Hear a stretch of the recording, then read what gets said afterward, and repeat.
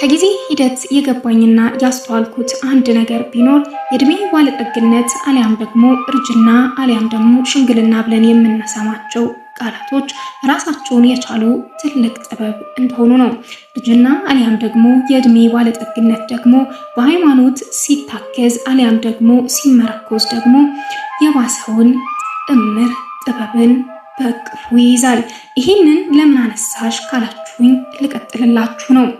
ከሰሞኑ አሊያም ደግሞ በትላንትናው ዕለት ያጣናቸው አንድ አባታችን ሊቀ ጳጳስ ዕንባቆም የተባሉ አባታችን ለሐዋርያዊ አገልግሎት ወደ ደቡብ ኦሞ ዞን ሐመሮች መንደር ጎራ ባሉበት ጊዜ የገጠማቸውን አስገራሚ ግብግብና የፈቱበትን ትልቅ ጥበብ ሹክ ልላችሁ ስለወደድኩኝ ነው።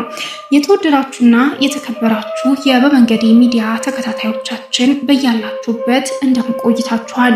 ይህ በበመንገዴ ሚዲያ ነው። ታዲያ በዛሬው መሰናዷችን ወደ እናንተ ልናደርስ እየወደድነው ይህንኑ ነው። የእኛ አምላክ ቦርጆ ነው። ታዲያ የአንተ አምላክ ከቦርጆ ከበለጠ ነገ ዝናብ እንዲያዘም ንገረው ተብሎ ሐመሮች ሊቀ ጳጳሱን አሁን በእረፍት ያጣናቸው ሊቀ ጳጳሳችንን የተፈተኑበትን ጥያቄና ግብግቡን ነው